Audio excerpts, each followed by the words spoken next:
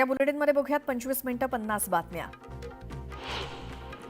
मुंबईकरांची तहान भागवणाऱ्या सातही तलावातील पाणीसाठा कमालीचा घटला असून तो अवघ्या 9% आलाय. त्यामुळे मुंबईकरांना आजपासून राज्य सरकारच्या वैतरणा आणि भातसा या तलावातील राखीव पाणीसाठा पुरवला जाणार आहे. यामध्ये वैतरणा तलावातून 68,000 दशलक्ष लिटर तर भातसामधनं 1,13,000 दशलक्ष लिटर पाणी वापरलं जाणार आहे. गेल्या वर्षभरात झालेल्या जल अभियंता खात्याचा आस्थापना खर्च, प्रशासकीय खर्च, प्रचालन आणि परीक्षण खर्च, विद्युत खर्च यांची माहिती सध्यापर्यंत उपलब्ध झालेली नाही. त्यामुळे सोमवारी 16 जूनपासून होणारी पाणीपट्टी वाढ आता लांबणीवर पडणार आहे. भाडेवाढीनंतर प्रवासी संख्येत 3 लाखांची घट झाल्याचं बेस्टनं जाहीर केलं. पण प्रत्यक्षात हा आकडा 5 लाखांपेक्षा जास्त होता. बसची भाडे व्यवस्था अधिक लवचिक करण्यासाठी आम्ही नवीन स्लॅब जोडण्याची शक्यता विचारात घेतोय. यामध्ये ऑटोचं स्पर्धात्मक भाडं देखील विचारात घेतलं जाईल असं बेस्टचे महाव्यवस्थापक SPR श्रीनिवास यांनी या संदर्भात म्हटलं. पुणे शहरात पीक आवर्स म्हणजेच गर्दीच्या वेळी महिलांना PMPML बसमधून प्रवास करताना येणाऱ्या अडचणींचा विचार करता PMPML प्रशासनानं 19 मार्गांवरती महिला विशेष बसेस सोडण्याचा निर्णय घेतलाय.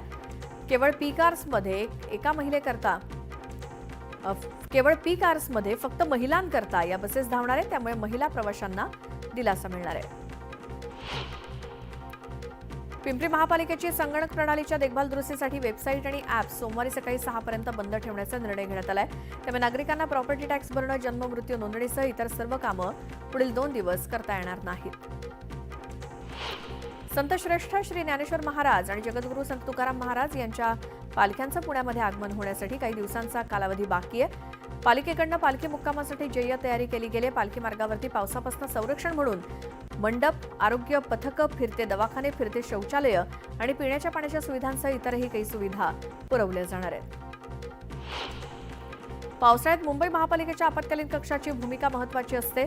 पावसाळ्यात नद्या आणि तलाव यातील पाण्याच्या पातळीत होणारी वाढ वेळीच लक्षात यावी आणि रडार लेव्हल ट्रान्समीटर त्यासाठी बसवण्यात आलेत. तसंच सर्व 24 प्रशासकीय विभागात विभागीय नियंत्रण कक्ष मनुष्यबळासह सुसज्ज आहेत. मध्य रेल्वेच्या उपनगरी रेल्वेमधील प्रथम श्रेणीच्या डब्यांमधील वाढत्या गर्दीवरती नियंत्रण ठेवण्यासाठी केंद्रीय तिकीट तपासणी मोहीम सुरू करण्याचा निर्णय मध्य रेल्वे प्रशासनानं घेतलाय. अनधिकृत प्रवासी आढळल्यास त्याच्यावर तत्काळ प्रवासातच दंड आकारण्यात येईल. दंड भरायला नकार दिल्यास अशा प्रवाशांना पुढील स्थानकावरती उतरवून स्थानिक तिकीट तपासनीसांकडे सोपवण्यात येईल. मुंब्रा स्थानक परिसरात धावत्या लोकलमधनं रुळावरती पडून 4 प्रवाशांचा मृत्यू आणि 9 जण जखमी झाल्याची दुर्घटना सोमवारी घडली. या घटनेमागचं ठोस कारण अद्याप मध्य रेल्वेच्या चौकशी समितीला काही सापडलेलं नाही. त्यामुळे समितीनं प्रवाशांकडे मदतीची याचना केली आहे. दुर्घटनेबाबत कोणतीही माहिती असल्यास प्रवाशांनी चौकशी समितीच्या ईमेल ID वरती मंगळवारपर्यंत पाठवावी असं आवाहन मध्य रेल्वेनं केलंय. महावितरण कंपनी सौर ऊर्जेच्या माध्यमातून वीज निर्मितीला चालना देते. देशात सर्वप्रथम सौर ऊर्जेद्वारे 42 लाख शेतकऱ्यांना दिवसा वीज पुरवठा करण्याचं उद्दिष्ट ठेवलेलं आहे. त्या दृष्टीनं प्रयत्न सुरू आहेत. 30,000 कोटी रुपयांची गुंतवणूक सौर ऊर्जा क्षेत्रासाठी होणार आहे. पर्यटन आणि सांस्कृतिक कार्य विभागाच्या पु ल देशपांडे महाराष्ट्र कला अकादमी संकुलातील रवींद्र नाट्य मंदिर, लघुनाट्यगृह आणि आर्ट गॅलरी आदींचं भाडं शुक्रवारपासून वाढवण्याचा निर्णय शासनानं जारी केलाय. इथलं दैनंदिन स्वच्छता, देखभाल आणि दुरुस्ती यासाठी येणारा वाढीव खर्च लक्षात घेऊन हा निर्णय घेण्यात आलाय. वादळी वाऱ्यासह कोसळणाऱ्या पावसाच्या शक्यतेमुळे विविध बंदरांमध्ये तिसऱ्यांदा धोक्याचा इशारा देण्यात आलाय. 3 नंबरचा बावटा लावण्यात आलाय. त्यामुळे शुक्रवारी दुपारपासूनच गेटवे एलिफंटा, गेटवे JNPA, मोरा भाऊचा धक्का आणि कारंजा रेवस या मार्गावरील सागरी प्रवासी वाहतूक बंद असणार आहे. म्हाडाच्या कोकण गृहनिर्माण आणि क्षेत्रविकास मंडळ रस्त्यावरती 3रा जनता दरबार 18 जूनला सकाळी 11 वाजता होणार आहे. त्यात अधिकाधिक नागरिकांनी सहभाग घेऊन आपल्या तक्रारींबाबत निवेदन अर्ज मंडळाकडे 18 जूनला सकाळी 11 वाजेपर्यंत सादर करावे असं आवाहन मंडळाने केलंय. मुंबईत किंवा इतर कुठेही ज्यांचं हक्काचं घर नाही अशा गिरणी कामगार किंवा त्यांच्या वारसांना गिरणी कामगारांसाठीच्या गृह योजनेतनं घरं देताना नियमानुसार 2.5 लाखांचं अनुदान मिळावं अशी मागणी गिरणी कामगार कृती समितीनं केली आहे. समितीनं मुख्यमंत्री देवेंद्र फडणवीस यांची भेट घेऊन त्यांना निवेदन दिलं. पावसाळ्यातील संसर्गजन्य आजारांवरती नियंत्रण मिळवण्यासाठी खासगी डॉक्टरांचं योगदान महत्त्वाचं आहे. शहरातील प्रत्येक नागरिकाचं आरोग्य सुरक्षित ठेवणं हे सामूहिक उद्दिष्ट आहे. त्यासाठी डॉक्टरांनी आपल्या रुग्णांपर्यंत तपासणी, स्वच्छता आणि पाणी झाकून ठेवणं ही त्रिसूत्री रुग्णांपर्यंत पोहोचवावी, असं आवाहन महापालिका आयुक्त शेखर सिंह यांनी केलंय. पिंपरी चिंचवड महापालिकेच्या कर आकारणी आणि कर संकलन विभागानं थकबाकी वसुलीसाठी व्यापक स्वरूपात जनजागृती केल्यानंतरही शहरातील 76,688 मिळकतधारकांकडे 498 कोटींची थकबाकी आहे. या थकबाकीदार मिळकतधारकांना 2025-26 या आर्थिक वर्षाच्या देयकासोबतच जप्तीपूर्व नोटीस पाठवण्यात आली.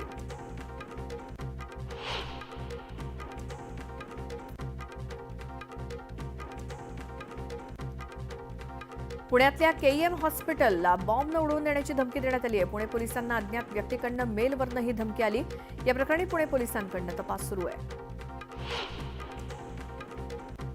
नवी मुंबईत मोठ्या बांधकाम प्रकल्पांना परवानगी देणारा नगररचना विभाग, प्रभावी असणारे मलनिस्सारण खातं तसंच स्थापत्य विभागात मोक्याच्या ठिकाणी बदली मिळावी यासाठी प्रशासकीय प्रमुखांवरती वेगवेगळ्या पद्धतीनं आणला जाणारा दबाव याची चर्चा सुरू असते. त्यामुळे पालिका आयुक्तांनी लेखी परीक्षांचा आता उपाय काढलाय. मुंबई उच्च न्यायालयाच्या आदेशानंतर ठाणे महापालिकेच्या शहर विकास विभागानं शहरातील नाविकास क्षेत्र आणि हरित क्षेत्रात झालेल्या अनधिकृत बांधकामांचं सर्वेक्षण सुरू केलंय. सर्वेक्षण सुरू करून 2 दिवसात अहवाल सादर करण्याचे आदेश संबंधित अधिकाऱ्यांना देण्यात आले. राज्यात कोरोना रुग्णसंख्येत वाढ होते. काल 53 नवीन रुग्ण सापडलेत. राज्यात रुग्णांची संख्या 1967 वरती गेली आहे. चातुर्मास सुरू होण्यापूर्वीच एका नारळाची किंमत 35 ते 45 रुपयांपर्यंत वाढते. चातुर्मासात हे दर 8 ते 10 रुपयांनी वाढण्याची शक्यता आहे. चातुर्मासात आणि सणासुदीत मध्यम आकाराचा नारळ 65 ते 72 रुपयांपर्यंत विक्री होईल अशी भीती एपीएमसीतल्या घाऊक नारळ व्यापाऱ्यांनी व्यक्त केली आहे. हिंदीची सक्ती मागे घेण्याबाबत पुढील 2 दिवसात सुधारित परिपत्रक जाहीर करण्यात येणार असल्याची माहिती एका वरिष्ठ अधिकाऱ्यानं दिली. देशभरात नवीन शैक्षणिक धोरणानुसार पहिलीपासून हिंदी भाषा सक्तीची करण्याचा निर्णय केंद्र सरकारनं घेतलाय.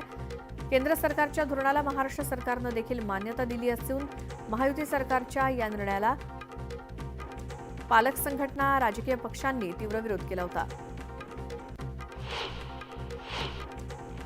अयोध्येतील प्रभू श्रीराम मंदिर बांधकामावरती आतापर्यंत 1,621 कोटी रुपये खर्च करण्यात आलाय. राम जन्मभूमी परिसरातील राम मंदिराच्या निर्माणाचं काम पूर्ण झालंय. यामध्ये तीर्थयात्री सुविधा केंद्र, सप्तमंडपम, पुष्करणीचं काम देखील पूर्ण झालंय. या निर्माणावरती 1200 कोटी तर अन्य योजनांवरती 400 कोटी रुपये खर्च झालाय. मुसळधार पावसामुळे रत्नागिरी जिल्ह्यातल्या प्रमुख राज्यमार्ग असलेल्या खेड दापोली मार्गावरती पाणी आलंय. खेड शहरातील एकविरा नगर परिसरात मुख्य रस्त्यावरती नारिंगी नदीच्या पुराचं पाणी आल्यामुळे नागरिकांनी वाहतूक विस्कळीत झाल्याचं समजलं. मंडणगड शहरातील नागरिकांच्या घरात पुराचं पाणी शिरलं. महाड आंबडवे राष्ट्रीय महामार्गाचं काम सुरू असल्यामुळे तुळशी घाटात दरड कोसळण्याचा धोका वाढलेला आहे. सध्या तुळशी घाट हा वाहतुकीसाठी धोकादायक बनतोय. गुहागर तालुक्यात पावसानं थैमान घातलं असून सर्वत्र पाणीच पाणी आहे. नव्यानं बांधलेले रस्ते उखडून निघालेत. पावसाचा जोर ओसरला असला तरी रस्ते वाहून गेल्यामुळे दळणवळणाच्या साधनांवरती मोठा परिणाम झालाय.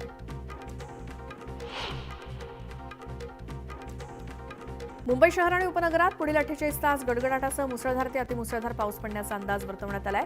त्याचसोबत ठाणे, रायगड आणि पालघर जिल्ह्यांना येलो अलर्ट जारी करण्यात आला असून कोकणात विशेषतः रत्नागिरी आणि सिंधुदुर्ग जिल्ह्यात अतिवृष्टी होण्याची शक्यता वर्तवण्यात आली आहे. पुणे जिल्ह्याला आजही हवामान विभागानं ऑरेंज अलर्ट जारी केलाय. पुढचे 2 ते 3 दिवस घाट विभागात अति जोरदार पाऊस पडण्याची शक्यता आहे. त्यामुळे पुणे जिल्ह्याला ऑरेंज अलर्ट दिलाय. सिंधुदुर्गातील प्रसिद्ध कुणकेश्वर मंदिर येथे सुरू असलेल्या पादचारी पुलाच्या छप्पराचा भाग किंवा या स्लॅबच्या कामाला स्थानिकांनी हरकत घेत हे काम रोखलं. मुसळधार पावसामुळे घराच्या स्लॅबचा काही भाग वाहून गेला आणि हे काम निर्लेखित करण्यात यावं आणि तिथे नवीन स्लॅब टाकण्यात यावा अशी मागणी स्थानिकांनी केली. सिंधुदुर्गातील वेंगुर्ला मठ घोडगे मार्गावरती दिग्रस प्राथमिक शाळा नंबर 1 मध्ये एक भलं मोठं झाड कोसळलं. दुर्गावाड, घोडगे आणि पांगरड इथून कुडाळ आगारात माघारी फिरणारे एसटी बसेस त्यामुळे अडकून पडले आहेत. राज्यात पावसाचा जोर वाढू लागला असून शनिवारी वीज पडून 9 जणांचा मृत्यू झाला. मृतांमध्ये छत्रपती संभाजीनगर जिल्ह्यातील 4 समावेश आहे. नियम धाब्यावर बसवून पोखरण्यात येणारे डोंगर, बेसुमार वृक्षतोड यामुळे रायगड जिल्ह्यात दरडग्रस्त गावांची संख्या 103 वरून तब्बल 392 पर्यंत वाढली आहे. ही धोक्याची घंटा लक्षात घेऊन आपत्ती व्यवस्थापन यंत्रणेनं ॲक्शन प्लॅन तयार केला असून दरड कोसळताच रायगडातील 90 गावात सायरन अलर्ट वाजणार आहे. त्यामुळे गावकऱ्यांना वेळीच सुरक्षित ठिकाणी धाव घेण्यास मदत होईल. पंढरपूरच्या दिशेनं निघालेल्या लाखो वारकऱ्यांसाठी मुख्यमंत्री वैद्यकीय सहायता कक्षातर्फे चरण सेवा हा उपक्रम राबवण्यात येतोय. या सेवेद्वारे दररोज दीर्घ पल्ल्याच्या प्रवासानंतर थकलेल्या वारकऱ्यांना पायांना शास्त्रोक्त पद्धतीनं आणि फिजिओथेरपीच्या माध्यमातून विश्रांती आणि आराम दिला जाणार आहे.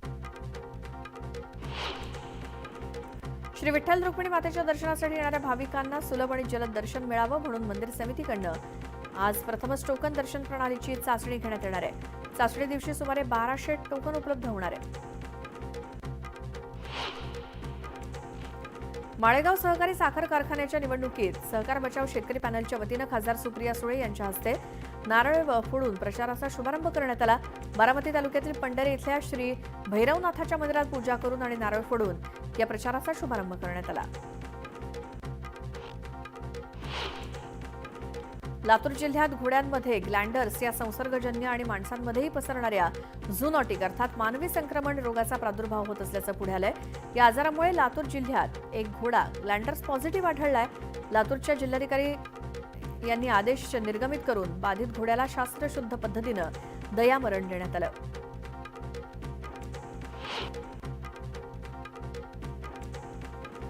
पोलादपूर महाबळेश्वर मार्गावरील घाटात औद्योगिक वसाहतीतील घातक रासायनिक घनकचरा टाकण्यात आलाय.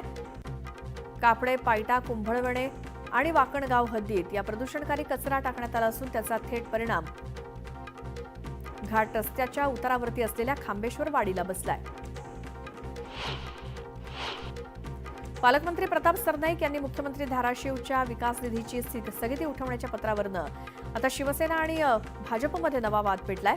पालकमंत्र्यांनी मुख्यमंत्र्यांना दिलेलं पत्र समाज माध्यमात व्हायरल का केलं यावरनं भाजपमध्ये नाराजी पसरली आहे. सध्या मावळात पावसानं चांगला जोर धरला असून त्यामुळे इंद्रायणी आणि पवना नद्या दुथडी भरून वाहत आहेत. देहूमध्ये इंद्रायणी नदीच्या घाटावरती पायऱ्यांवर पाणी आलं असून इंद्रायणी नदी सुद्धा दुथडी भरून वाहते.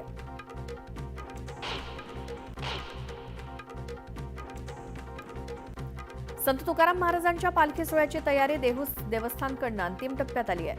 18 जूनला देहू ते पंढरपूर पालखी प्रस्थान सोहळा झाल्यावर दुसऱ्या दिवशी 19 जूनला पायी पालखी देहूतून पंढरपूरला मार्गस्थ होईल.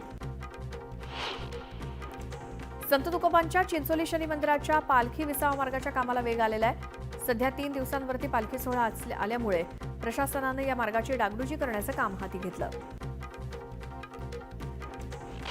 राज्यातील बाजार समितीमध्ये सोयाबीनला कमीत कमी 3,900 रुपयांपासून ते सरासरी 4,300 रुपयांपर्यंतचा दर मिळाला.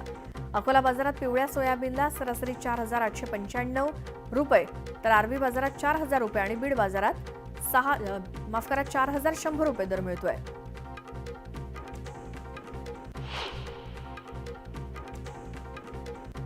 वाशिमच्या रिसोड तालुक्यातील मांगूळ, झनक, केशवनगर आणि देगाव या वीज उपकेंद्रावरनं 35 गावांना होणारा वीज पुरवठा 2 दिवसांपासून खंडित असल्याचं हजारो ग्रामस्थांनी सांगितलं. त्यामुळे प्रचंड हाल होत आहेत. आक्रमक झालेल्या ग्रामस्थांनी वीज उपकेंद्रावरती धडक दिली. यावेळी वीज पुरवठा सुरळीत करण्याची मागणी त्यांनी केली. बुलढाणा जिल्ह्यात उपप्रादेशिक परिवहन कार्यालयामार्फत गेल्या 5 महिन्यात अवैध गौण खनिज वाहतूक करणाऱ्या तब्बल 339 वाहनांवरती कारवाई करण्यात आली. या कारवाईमध्ये तब्बल 35 लाखांचा दंड वसूल करण्यात आला.